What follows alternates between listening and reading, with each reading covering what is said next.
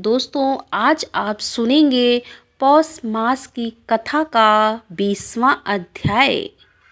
आज की कथा का प्रारंभ करते हैं।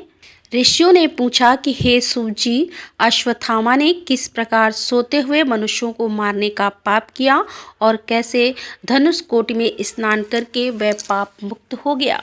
तब सूत जी बोले कि हे ब्राह्मणों, पहले पांडवों का धृतराष्ट्र के पुत्रों के साथ राज्य के लिए युद्ध छिड़ा था।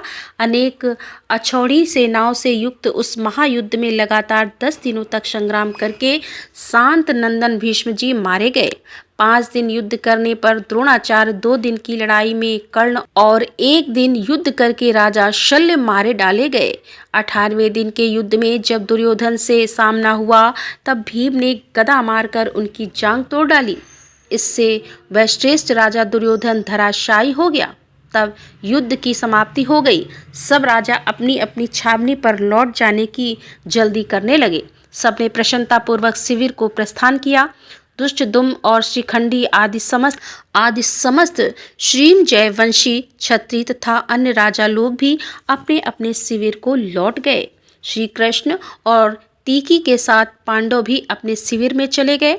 उस समय श्री कृष्ण ने पांडवों से कहा, हम लोगों को मंगल के लिए आज की रात में शिविर से बाहर निवास करना चाहिए। तब श्री कृष्ण और सात्विक के साथ सब पांडव छावनी से बाहर निकल गए।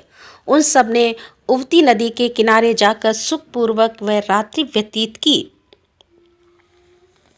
इधर कृतकर्मा, कृपाचार्य और अश्वत्थामा सूर्यास्त होने से पहले दुर्योधन के पास गए। दुर्योधन रणभूमि में धूलि धूरत होकर पड़ा हुआ था। उसका सारा बदन रक्त से नहा गया था और वह धरती पर पड़ा छटपटा रहा था। उसे उस अवस्था में देखकर अश्वत्थामा आदि तीनों को बड़ा शोक हुआ। राजा दुर्योधन भी उन शत को देखकर शोक मग्न हो गया। तब अश्वत्थामा क्रोध से प्रचंड अग्नि की भांति जल उठा और इस प्रकार बोला कि हे राजन, इन नीच शत्रुओं ने छल से मेरे पिताजी को रणभूमि में गिरा दिया था, परंतु उसके कारण मुझे वैसा शोक नहीं हुआ जितना कि आज तुम्हारे गिराने जाने पर हो रहा है। हे दुर्योधन, मैं आपसे सत्कर्मों की शपथ खाकर कहता हूँ कि आज रात में श्रीमजय सहित पांडवों का श्री कृष्ण के देखते ही देखते वध कर डालूंगा। मुझे आज्ञा दो। अश्वत्थामा के ऐसा कहने पर राजा दुर्योधन ने तथास्तु कहकर उसे स्वीकृति दी और कृपाचार्य से कहा कि हे आचार्य, आप द्रोण पुत्र को कलश के जल से सेनापति के पद पर अभिषेचित कर दीजिए। कृपाचार्य ने ऐसा ही किया।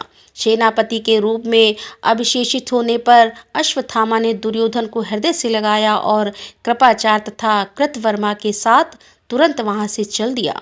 और अब वे तीनों वीर दक्षिण की ओर गए और सूर्यास्त से पहले ही शिविर के समीप पहुंच गए।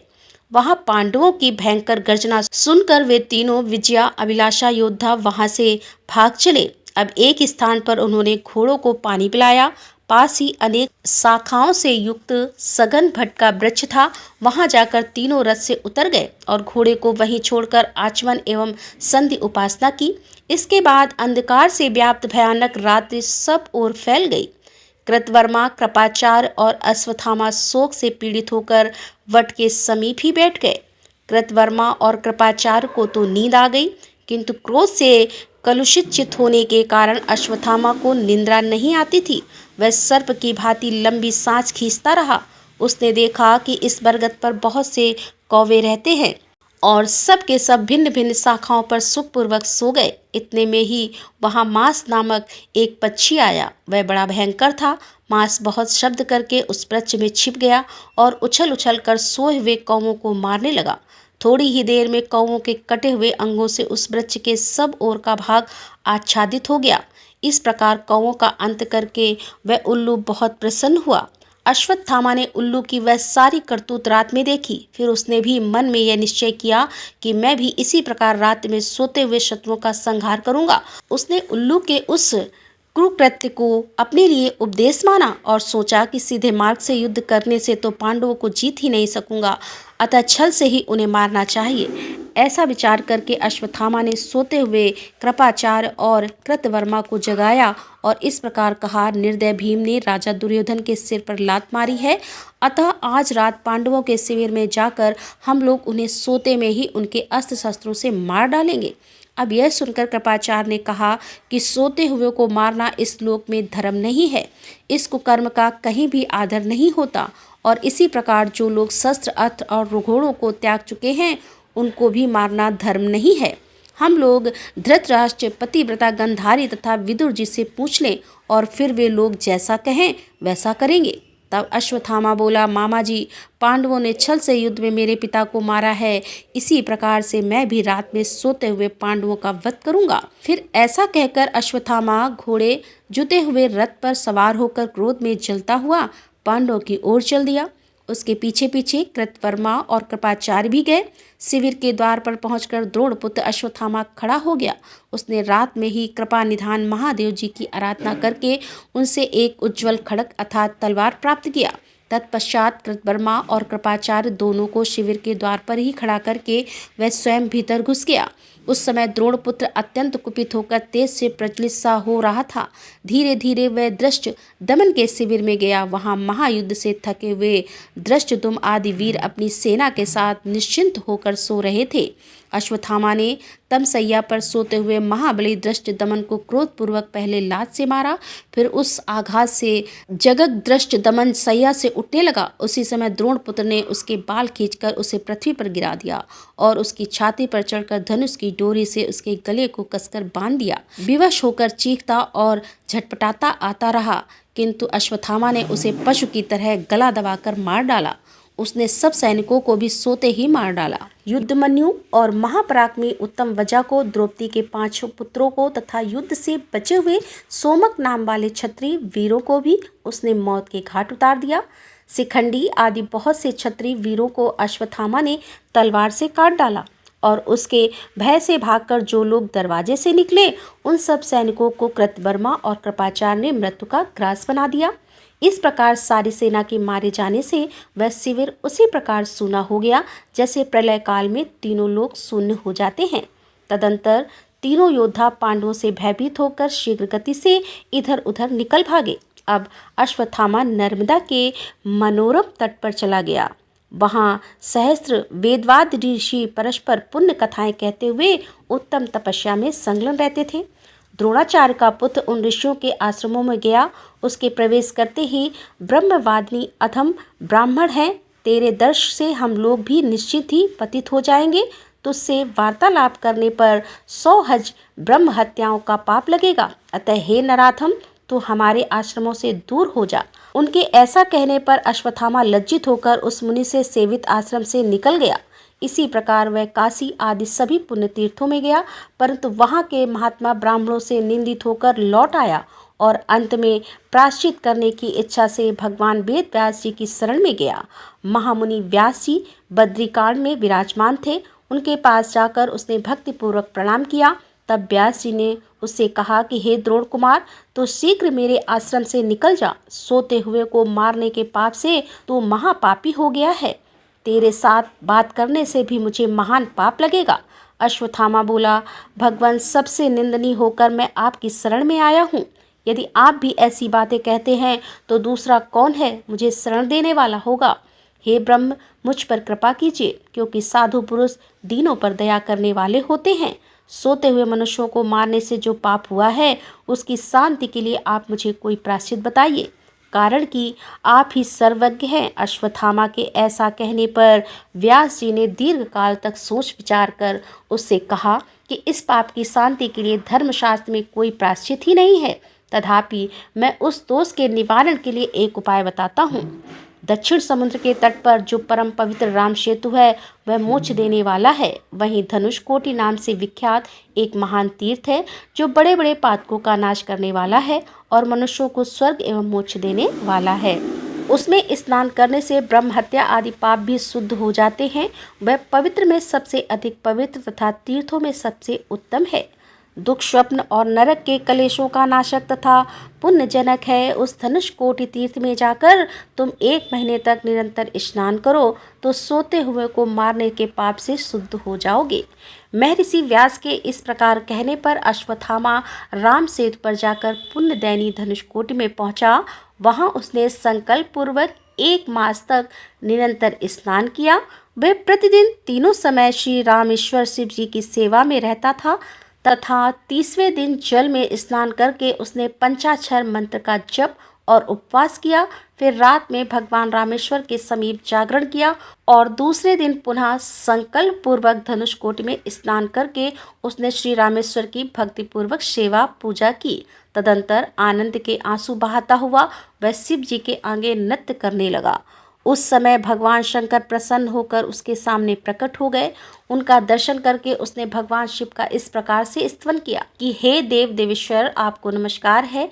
हे करुणाकर शंकर, विपत्ति रूपी समुद्र में डूबे हुए प्राणियों को पार लगाने के लिए आपके चरणार बिंदु जहाज रूप है।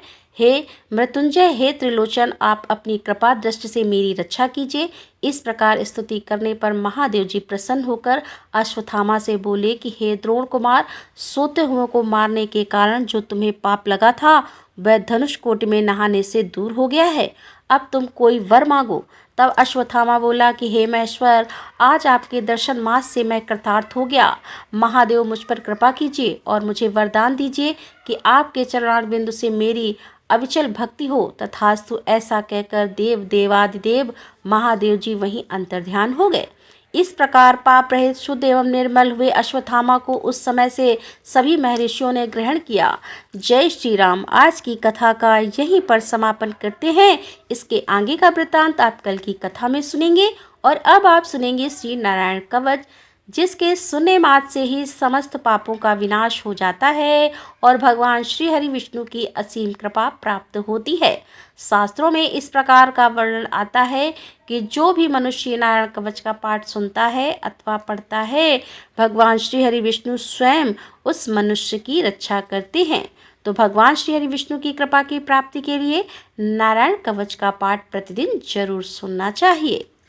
भगवान श्री हरि गरुड़ जी के पीठ पर अपने चरण कमल रखे हुए हैं, जिनकी आठों सिद्धियां अणिमा, महिमा, गरिमा, लघिमा, प्राप्ति, प्राकम्य, ईश्वित्व और वशित्व सेवा कर रही हैं तथा जो अपने 8 हाथों में शंख, चक्र, ढाल, तलवार, गदा, बाण, धनुष और पास धारण किए हुए हैं, वे ओमकार स्वरूप प्रभु सब प्रकार से मेरी रक्षा करें। मत्स्य मूर्ति भगवान जल के भीतर जल जंतु रूपी वरुणापात से मेरी रक्षा करें। माया से ब्रह्मचारी का रूप धारण करने वाले वामन भगवान स्थल पर और विश्व रूप श्री त्रिविक्रम भगवान आकाश में मेरी रक्षा करें। जिनके भयंकर अट्टहास करने पर सभी दिशाएं गुंजायमान हो उठी हों और दैत्यों के गर्भवती पत्नियों के गर्भ गिर गए थे, वे दैत्य पतियों के शत्रु भगवान नरसिंह किले, वन, युद्ध स्थल आदि विषम स्थानों में मेरी रक्षा करें। अपनी दाढ़ों पर पृथ्वी को धारण करने वाले यज्ञ मूर्ति वराह भगवान मार्ग में, परशुराम भगवान पर्वतों के शिखरों पर तथा श्री लक्ष्मण और भरत के बड़े भाई भगवान श्री रामचंद्र प्रवास के समय मेरी रक्षा करें। भगवान नारायण मारण मोहन आदि भयंकर अविचारों और सब प्रकार के प्रमादों से मेरी रक्षा करें। ऋषि श्रेष्ठ नर गर्व से योगेश्वर भगवान दत्तात्रेय योग के विघ्नों से और त्रिगुणाधिपति भगवान कपिल कर्म बंधनों से मेरी रक्षा करें।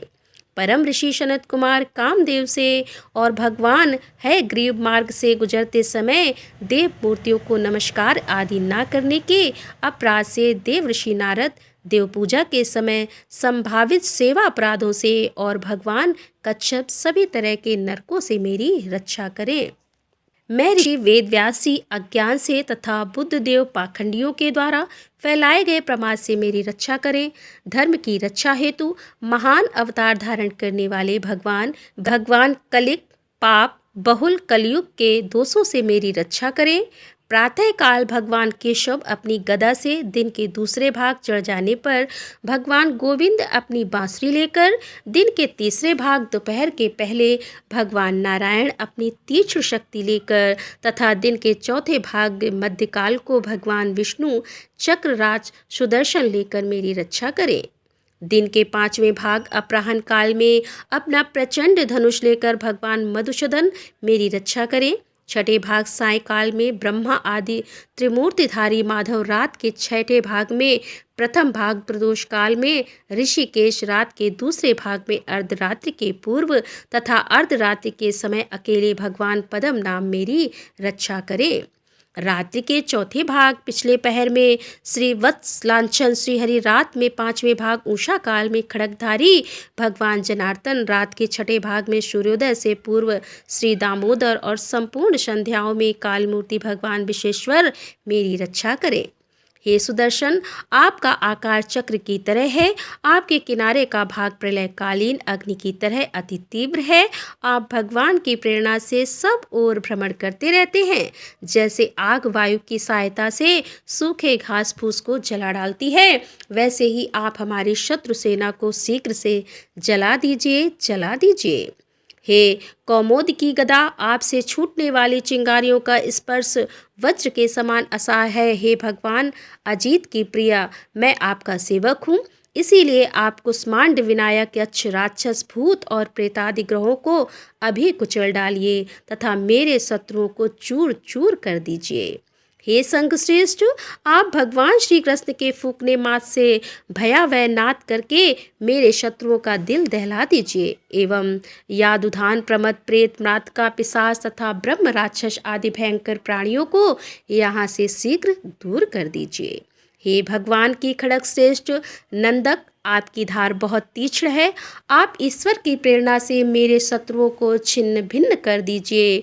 भगवान की प्यारी ढाल, आप में सैकड़ों चंद्राकार मंडल हैं, आप पाप दृष्टि रखने वाले मेरे शत्रुओं के नेत्रों को बंद कर उन्हें सदा के लिए अंधा बना दीजिए।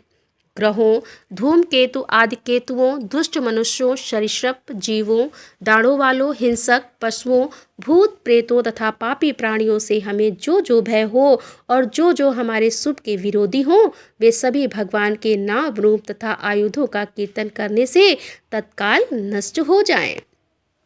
बृहत रत्नतर आदि शाम वेद के स्रोतों से जिनकी स्तुति की जाती है, वे वेद मूर्ति भगवान गरुड़ और विश्वक सेन जी अपने नाम के उच्चारण मात्र के प्रभाव से हमें सब प्रकार की विपत्तियों से रक्षा करें। श्री हरि के नाम, रूप, वाहन, आयुध और श्रेष्ठ पार्षद हमारी बुद्धि, इंद्रिय, मन और प्राणों को सब तरह की विपत्तियों से बचाएं। जितना भी कार्य अथवा कारण रूप जगत है वह वास्तव में भगवान ही है। इस सत्य के प्रभाव से हमारे सारे पाप नष्ट हो जाएं। ब्रह्मा और आत्मा की एकता का अनुभव जो लोग कर चुके हैं, उनकी दृष्टि में ईश्वर का स्वरूप समस्त विकल्पों और भेदों से रहित है, फिर भी वे अपनी माया शक्ति के द्वारा भूषण, आयुध और रूप नामक शक्तियों को धारण करते हैं। यह बात निश्चित ही सत्य है। अतः सर्वज्ञ सर्वव्यापक भगवान श्रीहरि सदा सर्वत्र अपने सभी स्वरूपों से हमारी रक्षा करे। जो अपने भयंकर अट्टहास से सब लोगों के भय को समाप्त कर देते हैं और अपने तेज से सबके तेज का ग्रास कर लेते हैं, वे भगवान नरसिंह दिशा विदिशा नीचे ऊपर बाहर भीतर सब ओर से हमारी रक्षा करें। देवराज इंद्र, मैंने तुम्हें यह नारायण कवच सुना दिया, अब तुम इस कवच से अपने को सुरक्षित कर लो, बस फिर तुम अनायास सब दैत्यपतियों को जीत लोगे। इस नारायण कवच को धारण करने वाला पुरुष जिस किसी को भी अपनी आंखों से देख लेता है अथवा पैरों से भी छू लेता है, वह तत्काल ही समस्त भयों से मुक्त हो जाता है। इस वैष्णवी विद्या को धारण कर लेने वाले को राजा, डाकू, प्रेत, पिशाच और बाघ आदि हिंसक जीवों से कभी किसी प्रकार का डर नहीं होता। देवराज, पुरातन काल की बात है कि एक कौशिक गोत्र के ब्राह्मण ने इस विद्या को धारण करके योग धारणा से अपना शरीर मरुभूमि में त्याग दिया। जिस स्थान पर उस ब्राह्मण का मृत शरीर पड़ा था, उसके ऊपर से एक दिन गंधर्वराज चित्ररथ अपनी स्त्रियों के साथ विमान पर बैठकर निकले। इस स्थान पर आते ही वे नीचे की ओर सिर किए विमान सहित आसमान से धरती पर गिर पड़े। ऐसा होने पर उनके आश्चर्य की सीमा न रही। जब उन्हें बाल खिल्य मुनियों ने बतलाया कि यह नारायण कवच धारण करने का प्रभाव है, तब उन्होंने उस ब्राह्मण देवता की हड्डियों को ले जाकर पूर्ववाहिनी सरस्वती नदी में प्रभावित कर दिया और फिर स्नान करके वे अपने लोक को चले गए। श्री सुखदेव जी कहते हैं कि हे परीक्षित, जो भी मनुष्य इस नारायण कवच को समय पर सुनता है और जो आदर पूर्वक इसे धारण करता है, उसके समक्ष सभी प्राणी आदर से अपना सर झुका देते हैं और वह सब प्रकार के भयों से मुक्त हो जाता है। परीक्षित, इस तरह सत्कृत इंद्र के आचार्य विश्व रूपी से यह नारायण कवच रूपी वैष्णवी विद्या प्राप्त करके रणभूमि में असुरों को जीत लिया और वे त्रैलोक लक्ष्मी का उपभोग करने लगे।